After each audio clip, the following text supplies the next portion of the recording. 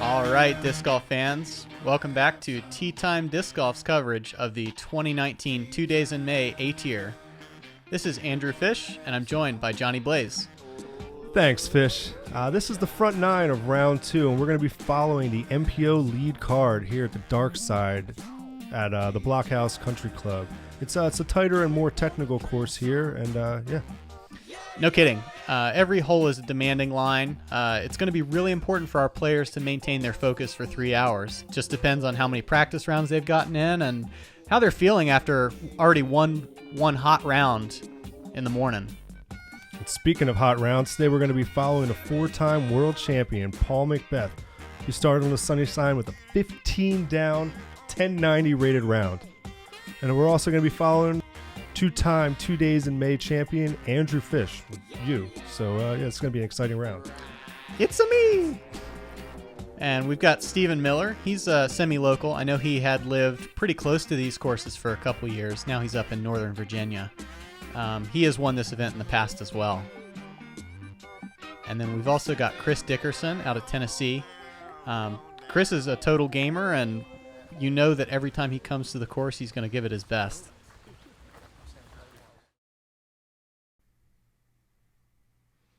So let's get to it. This is hole one on the dark side. We're going to start off with about a 300-foot tunnel shot.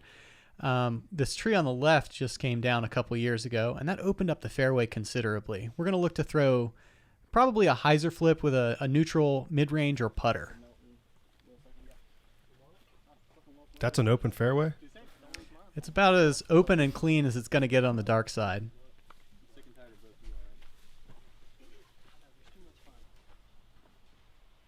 All right, here's Paul. He's going to be starting off with throwing here a Big Z Roach. It sawed it off a little early, and he is not going to like that. Oh, he got a kick back in the fairway. He may like that. He's probably not putting, but he should be able to get up and down, no trouble. And here you are, lacing it down the fairway. What are you throwing there? That's just a stock Z Comet. Oh, Nothing fancy about it. I just want to, hit the shape and move on. And Steven looks like he held on to a little bit too long there on the right. It funneled through to a decent spot. He's going to be putting with that.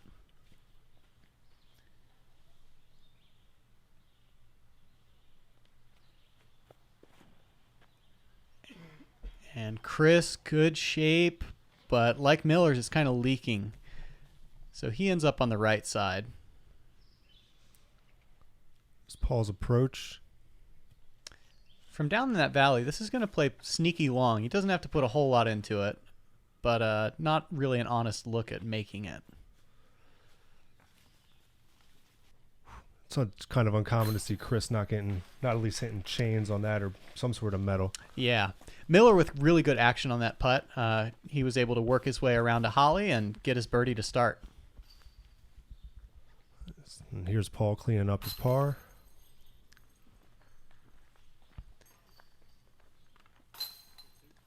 All right, so Fish and Miller are going to grab the birdies on that.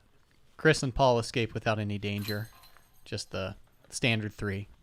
Yeah, that was one heck of a drive there, Fish. Yeah, I want 17 more just like it. You got to say spoiler warning. All right, so now we're on hole 2. This is going to be called a par 4. It's playing in the low to mid 400s in distance, but you're kind of teeing out of a valley. There's 2 halves of the fairway. It's important to pick right or left of the initial tree.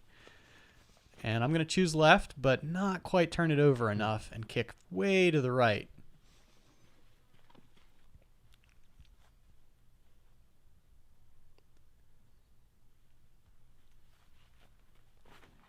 Miller here, just barely left. Oh, that's some great distance on that. Yeah, and that lands him on the left side of the fairway. Probably not quite putting, but he should be able to lay up pretty cleanly. Paul's going to go with I believe it's a D Wasp, or maybe Soft X Wasp, just trying to play a hyzer flip with a mid.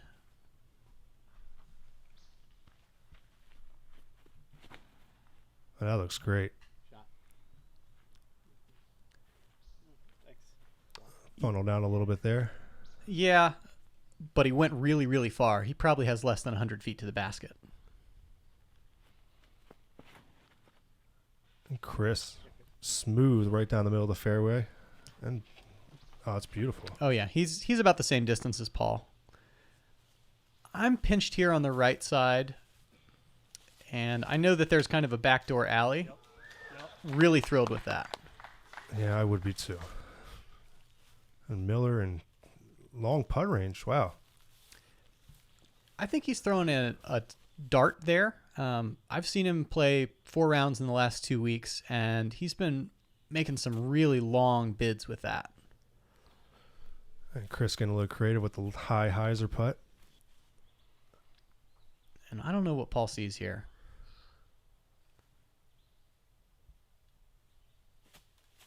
Oh, saw enough of it, I'll tell you what. That was a great bid from over there.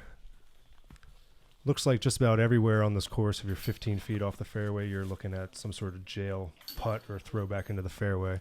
Unquestionably. The fairways are pretty darn fair, but if you get off of them, it's going to test every bit of your scrambling ability. Everybody's able to escape here with the 3, which is going to be carded as a birdie. Nothing wrong with that. No, nothing wrong with that at all. So here we go. This is uphill, not a very far shot. Everyone's probably looking mid-range or putter, but you need to hold it straight. There's not a whole lot of wiggle room here, and if you get tapped down early, then your disc is going to be hard to. It's going to be hard to get up and down. You throwing that Comet again there? Same Comet, pulled it a little bit right.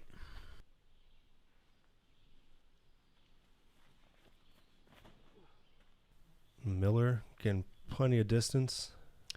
Oh, he'll give himself a putt. Oh, yeah. First run Star Mako. Really nice shape to it.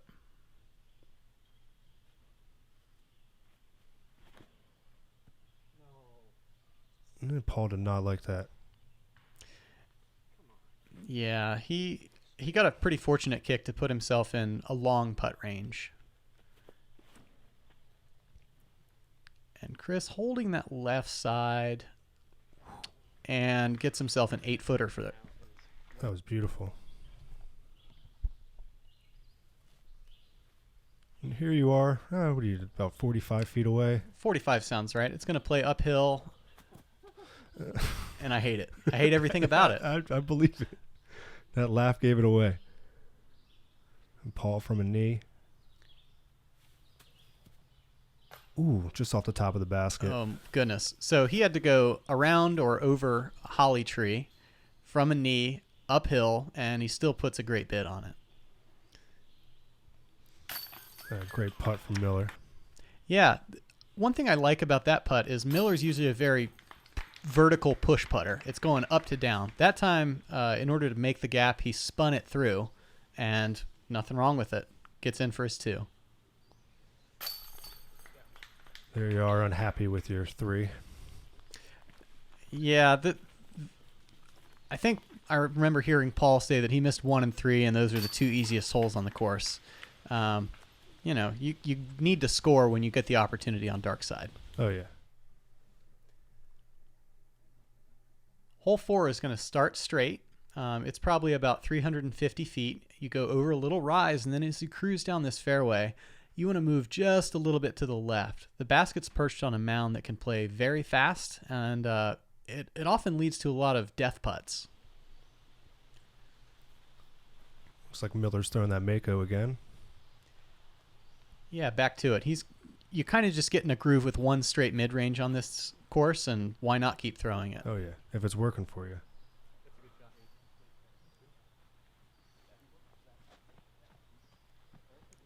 And look how soft and floaty that comes in, but it still ends up going to the left side. Dickerson puts a good move on that one. Looks like it's leaking out to the left a little early, the same as Miller's there.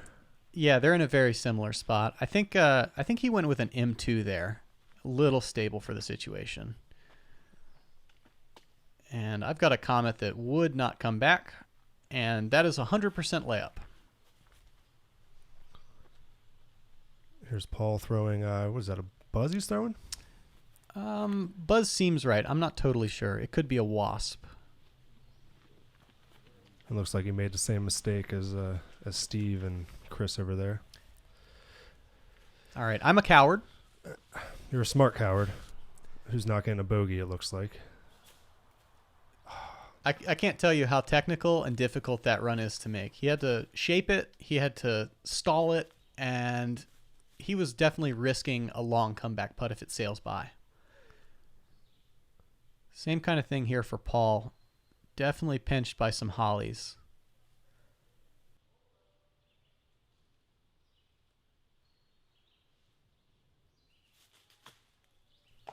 Oh, just gets out and gives himself a putt. He's on the backside of the hill. Oh, he's right there. You clean up your 3. I guess if you don't get clear around that corner there and you get pinched off, you kind of have to, where you got especially, you have to lay up and be satisfied with your 3. Right.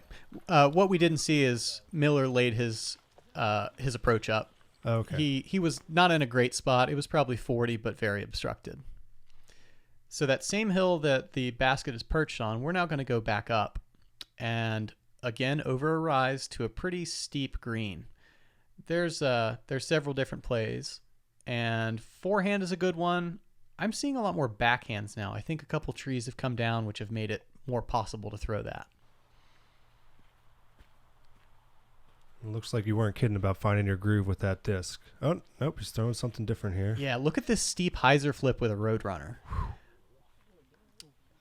Ends up kicking to the right side, but he got at least halfway. He should be able to lay up from there. Chris a little late on that one. And seeing Chris's mistake, I am determined to over hyzer this, and I will once again need to lay up. I need to just not let other people's shots change what I want to do. At least you're playing it smart. Laying up, you've played in these wooded courses like this and know that, pars are sometimes just as good as birdies on some holes. Unquestionably, this is going to be one of the more difficult ones. As Paul throws a hyzer flip with a wasp again. Ooh, that's scooted down pretty good. That's a scary putt, though. It is. I'm not sure the film really reflects how steep this green is. Chris going with, I want to say, a PA4. He gets down inside of Paul. That'll give him a chance to putt. Miller and I have both laid up by this point.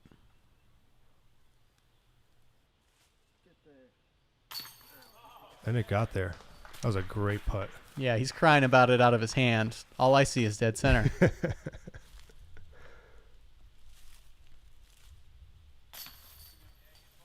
Great putt by Chris. Yep, tucks it in left side, saves his 3.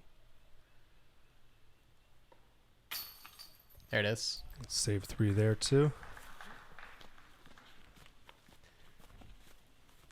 So Paul is going to grab the box, and we'll move on to hole 6.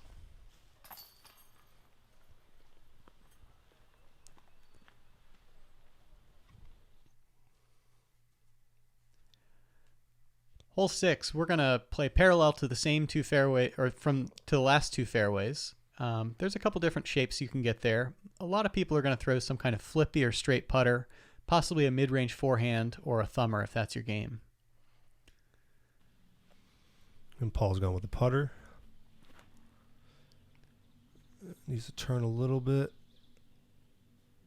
Oh, it was a friendly kick off the bottom of that tree. Absolutely. To scoot him right there for the drop in. I'm not sure that had the speed control he was looking for, but he used the course to his advantage. Oh yeah, sometimes you gotta push it into those trees and know that they'll stop you. I think this is a beat P2 from Miller. Yep. That was a great shot shape. Oh right yeah. there. Just right on the pole the entire time.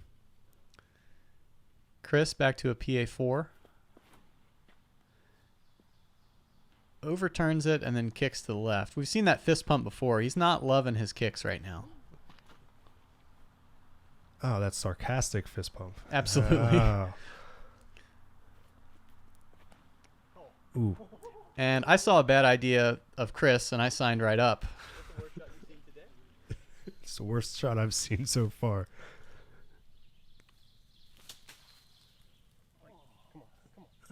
Got some penetration after hitting that little tree there. Oh, I'm it hurts even more to watch it again. I didn't even think about hitting that tree, and it took all the speed off my disc. Ooh, Look at Chris. that's amazing.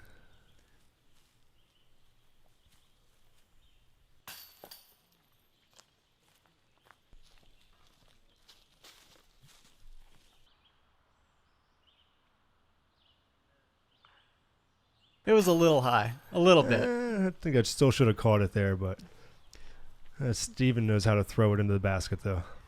Yeah, don't look now, but Steven's racking up some birdies. He hasn't made any mistakes. He's laid up a couple times, but he's gotten some pretty easy tap-in birds. Yeah, he's sitting at 14 down. He's just about 4 back of Paul right now, so it's getting exciting. That big lead he had is slowly dwindling just by getting pars right now. A little bit. And one thing I'd like to keep an eye on as we go through this round, as we move to hole 7, another par 4 where you need to move left to right, and then the basket's going to straighten out, is Paul's familiarity in these woods. Everybody else on this card has been to this tournament numerous times, and they've got their plays ironed out. They know what their aim points and their discs are. Paul's only gotten a couple practice rounds in. Here, I want to say he's going Vulture or Undertaker, something stable fairway, and he squares it up in the middle of the fairway. That was looking really good. It was, but now he's going to have to scramble a little bit.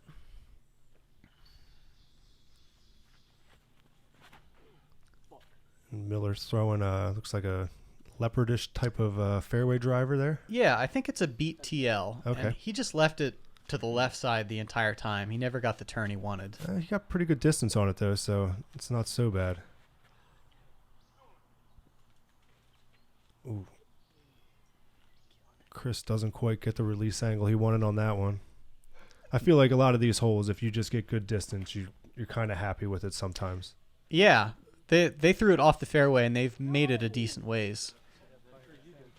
I think I hit exactly the same spot that Paul's did. Mine just kicked a little further left since I threw a more aggressive disc.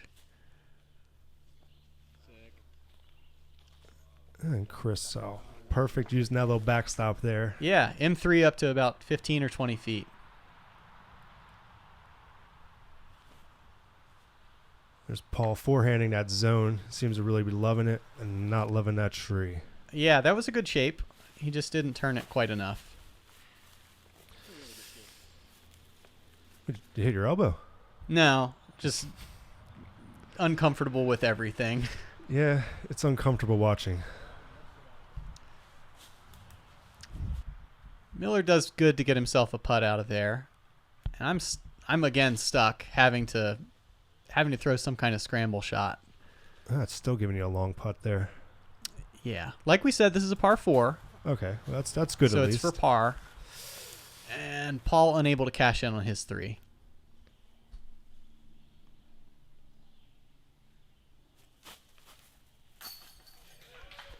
Miller. That was a great putt.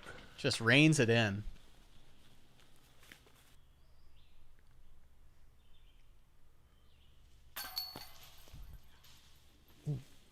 That almost seems routine for Chris to be making. Yeah. I think everybody in the gallery and on the card was a little mystified by that. Chris is so deliberate and so consistent at his putts. It seemed like a mental lapse more than anything there. But like a champ, he's got no emotion on his face. He's going to just go on and play hole 8. This is pretty much a dead straight shot. It's about 320. It's going to end up being a little bit uphill at the end. But there's no relief. The only place where it's really open is in the fairway and then a late left side.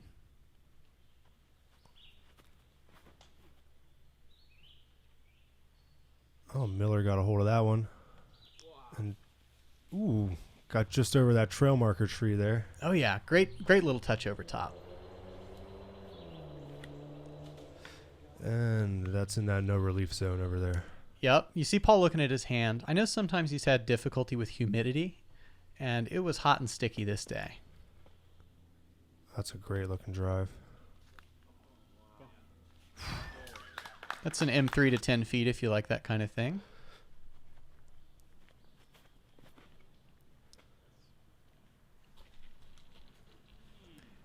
And That's an undertaker up to about 25 feet. That was a great looking maybe a drive. little further. That was a great looking drive there, Fish.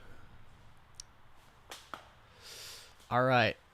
Here's something that I might get some hate for. I think this is Paul showing actually inexperience with this course. That hammer that he threw was actually his fourth shot. He tried twice to advance with a pretty aggressive over-the-top forehand. And from where he was, I was shocked that he didn't try to lay up. He had almost 300 feet to go to the basket, and just no great way to get there. That's something you kind of have to learn here on a lot of these, these Eastern-style courses that are really heavily wooded, that you have to pitch out sometimes and just take your licks and move on, Yeah. I think Paul hasn't found a hole he doesn't think he can birdie or par, even if he does get in trouble, but this one ought to give him a run for his money now. After missing his putt for 5, he's going to be tapping in a 6. So we're all gaining some strokes on him, and Chris gaining 4 in one hole. Yeah, that puts Steven just like one stroke back of Paul right now. Yeah, definitely some movement in this front 9. It's still early in the tournament, but you got to be thinking about that a little bit. You want to take advantage of Paul while he's on the ropes a little bit. Hole 9 is just a little short uphill. Everyone's looking to throw a putter. Chris not looking to throw that particular putter. And Miller's throwing a Nova here, hoping to just let it nestle right up underneath the basket. Really nice speed control.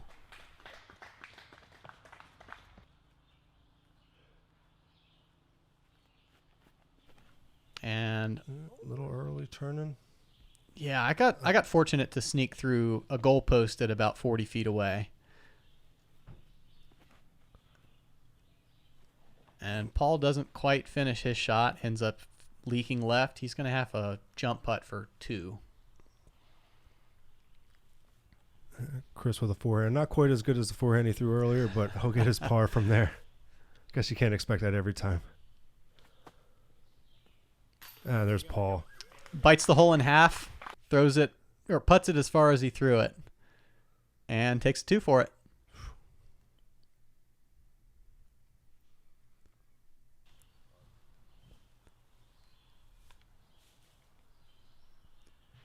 And there you are, cleaning up that birdie.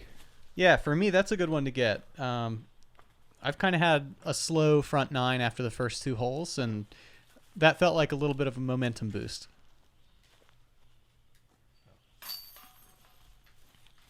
Chris taps in. All right, thank you so much for following. Keep an eye out for the back 9. This woodpecker wants you to follow as well. Yeah, and also like and subscribe to Tea Time Disc Golf for all future videos.